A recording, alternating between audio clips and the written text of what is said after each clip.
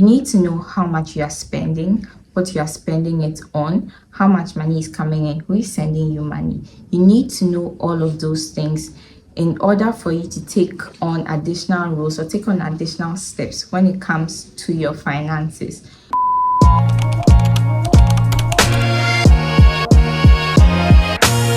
We're going to talk about one of your favorite things today: money. What's money? Money really is just a system of trust. For example, if you have a look at this bracelet, right, and you believe that it has value, and I believe that it has value, and maybe as a community, we all believe that this thing is valuable, and we can use it in exchange of items of other things of value, then it becomes money. That's why when you look back at history, there are times that teeth have been used, cowries have been used, gold still is being used. So the value of an item isn't really because of maybe its physical nature or some tests we have done to confirm that it's valuable, but it's just because of a certain level of trust that we collectively believe that that thing is valuable. I hope that's not too confusing. And essentially, it's up to governments or higher financial bodies to ensure that we can still maintain this trust. That's how currencies came about.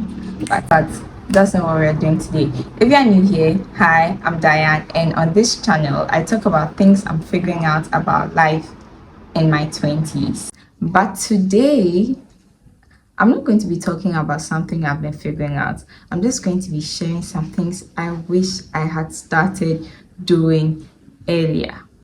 So I hope you enjoyed this one. If you are just beginning your financial literacy journey, which if you're a young adult, I feel like you should have started by now. But if you are just beginning, the very first thing you should be doing, it's like the foundational basis of financial literacy and money management. And that thing is tracking your finances.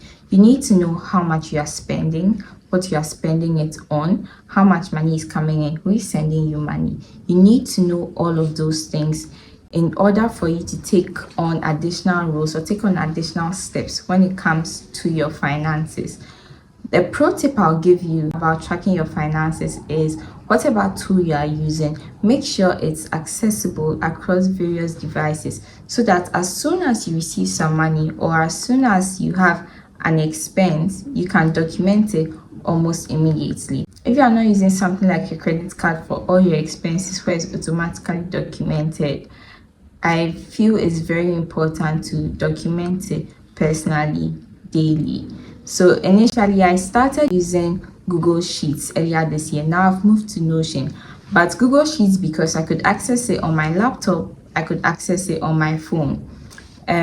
If you're in school, you could just use a notebook. I've used a notebook previously because I was walking around with it a lot. So whenever you make an expense, you jot it down. Now, even though I have sheets on my phone, sometimes when I'm in a hurry, I just document it in my notes. But by the end of the day, I'm still going to update my financial tracker and document it there. It's very important because when you know where your money is going and you're able to categorize it into needs, wants, etc., then you can plan for other things because you know that in a month, this is how much you are spending. So if at the end of the month, let's say I spend 5,000 cedis a month and I want to set up an emergency fund, because I've been tracking my finances, one, I know how much I'm spending. And based off of that, I can now calculate and say that, okay, if I want 6 months of money as my emergency fund, I'm going to need 30,000 cedis. Without tracking my finances, my emergency fund would have just been set up based off of an estimate. And if something happened and I actually needed to use that money to sustain me for 6 months, and maybe I saved just 10,000 cedis, 2 months into maybe my time at home, if I was laid off of work, God forbid, I would have just been spending that money. But if an emergency occurs and you need to live off of that, you need to really know how much you have been spending. I hope you get the point. Secondly, tracking your finances forces you to look at your money every day. Because every day you know that in the middle of March, you know that from day 1 in March till 15th March, I have spent 2,000 cedis, and this is getting too close to my budget. It forces you to look at how much you are spending, which is important to know if you are living within your means and within your budget or not. The last thing is, just by tracking your finances, it also helps you to plan better on ways or places you can cut costs. For example, if you look at my financial tracker for this month, I've spent so much money on one thing I like, which is Yomi yogurt. Now, looking at that, I can estimate and say, hey, this is something I'm buying almost every day, so I might as well buy it in bulk, right? Or if there's a particular item you're using often, you might say, let me buy it in bulk. Or if you are spending too much money on transportation, you'll be able to identify it with your financial tracker and then start looking for alternatives to save costs. But without tracking in any way, you can't do anything about your finances. So that's why it's our first point: track your finances. Now, the second thing, which is something I really wish I understood earlier, is don't leave large sums of money sitting idle, like maybe just sitting in a regular savings account. It's not good practice, because once you have money sitting there, you need to understand that there's nothing like money being at the same place in the same value, in the sense that it's either your money is growing or is losing value, or you are taking additional steps to make sure it's at the same value. Now, let me explain. If you have money sitting in a regular savings account and the percentage is just like 2%, bear in mind you are fighting against inflation. If the inflation rate is 22%, even if you buy treasury bills earlier in the year, around February, the rates were around 23-24%. Right now it's dropped to 15%. Even if you were able to invest and buy a treasury bill, right, the only thing the treasury bill is going to do is going to make sure that your money is growing at the same rate of inflation, which in essence means like there has been no net gain, but at least it's preserving the value of your money. But if you leave it sitting in an account or under your bed or in hard cash and you are tying it somewhere, is definitely losing value. So make sure that when you have a significant amount of money, you don't leave it idle. Even if you are still in a phase where you are now trying to figure out what to do with that money, it's very important to try and do some form of protective measure to ensure that it's not losing value. Maybe if you do treasury bills and you immediately need the money and you have to go and withdraw it, there'll be a penalty, right? So what you can consider doing is choosing something like a high yield savings account. I know there are a number of apps that also help as well, but make sure you are looking at whatever charges and fees that they have. As long as it's something that's reasonable, it's better than your money being at the same value. Now, I know some banks have investment platforms, something like Stanbic. They have an arrangement where if you deposit your money, right, it's growing at a rate that's quite similar to the treasury bill rate, but you can make withdrawals as often as you need. Something like that, it makes more sense if you are not too sure what your finances are going to be looking like in a couple of months. So that's important, to make sure you're not leaving your money at the same point. You're not leaving your money idle, because it's definitely losing value. Now, the third thing I'm going to say is understand your cash flow. Even if you are just a student, maybe you haven't started working yet, you need to know when your money is coming, when your allowance is coming, when your salary is coming in, and when you need to cater to or for certain expenses. Let me use something simple like rent so that you can all understand. Or if you are still a student, something like skincare. If you have to pay for something or make a purchase on the 22nd of a month, but your allowance or salary is coming in on the 28th, you see we have a time interval between those dates. It means you have a pending expense waiting for you before your money comes in.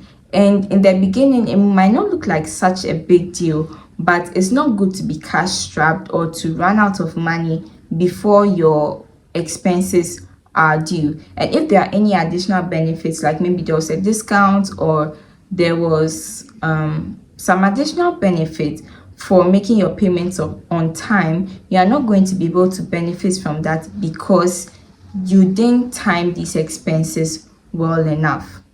And even as a young adult, it's very good to build good practice around some of these things. So you know, okay, if my salary comes on the 30th, from the onset, speak to your landlord and say, hey, this is when my money comes. So I'm going to be paying my rent on the 1st. Instead of making arrangements that you pay on the 24th and every month you are being pestered for money, it's just not a good practice. You need to know when is money coming in, when is money due, generally, so that you are not cash strapped, especially for fixed expenses. It's critical to know what your cash flow is looking like. It's basically like a money calendar or a financial calendar. So this is when this is due, this is when money is coming in. Now, one of the ways to address this is, if you know no matter what, your money is going to be coming in after some of these expenses are due, then it means you are going to have to factor it into the calculation ahead of that month's budget, right? Don't push it to the next month. It has to be towards the beginning. So if I have an expense on 28th June, I'm not going to make preparations to pay for that in July. No, it has to be part of June's budget, unless of course maybe you're in a super tight spot.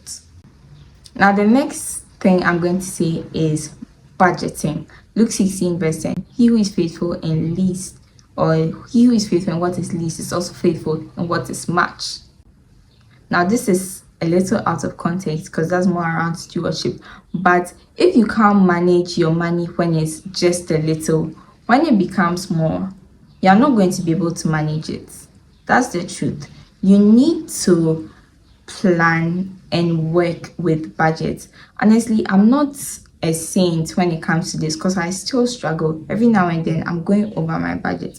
Diane a year ago, but at least it's getting better, right? So when you start tracking your finances, it gives you a more realistic budget you can work with, because I'm not going to say I'll spend only 500 cedis on transportation when I know that the month before I spent 1,200 cedis on it, without making any conscious choice as to how I'm going to reduce that cost significantly. It won't make sense.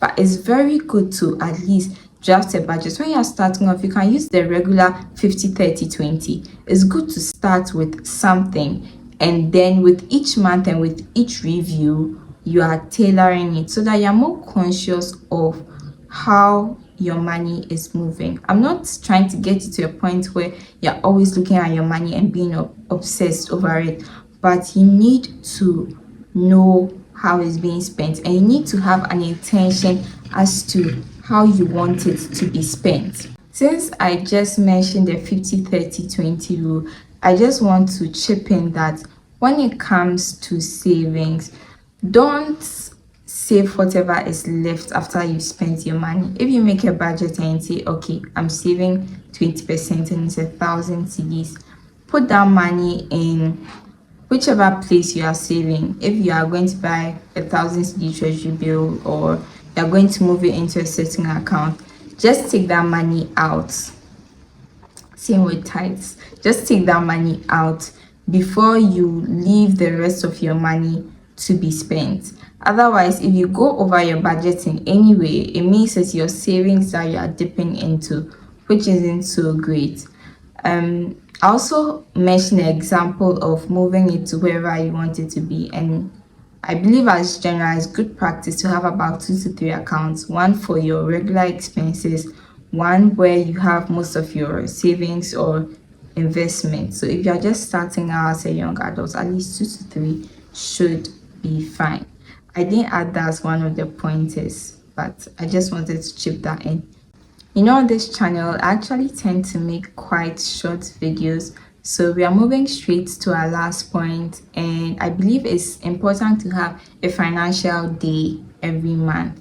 So personally, on that day, one thing I do is I review, or I set my budget for the next month.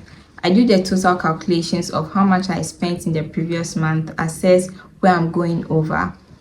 Usually, because I track my expenses in the middle of the month, I can see if I'm going over in certain aspects, and then I can adjust my spending.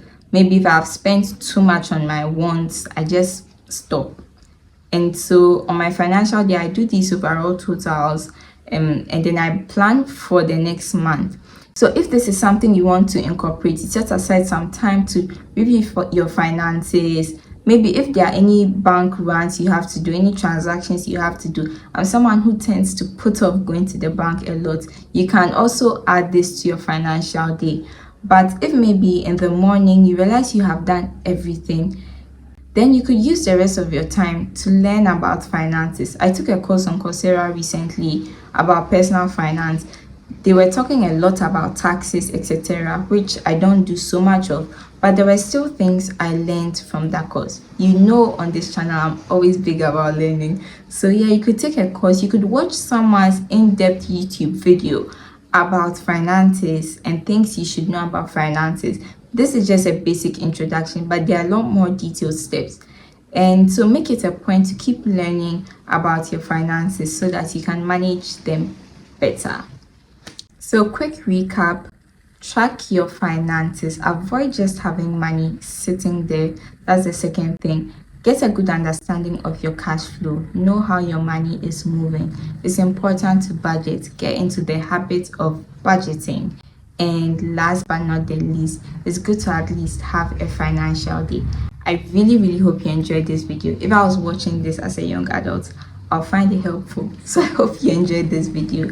And if you did, leave me a comment, like, share, subscribe. Send it to someone who you think is going to help. And I'll see you next week. Bye.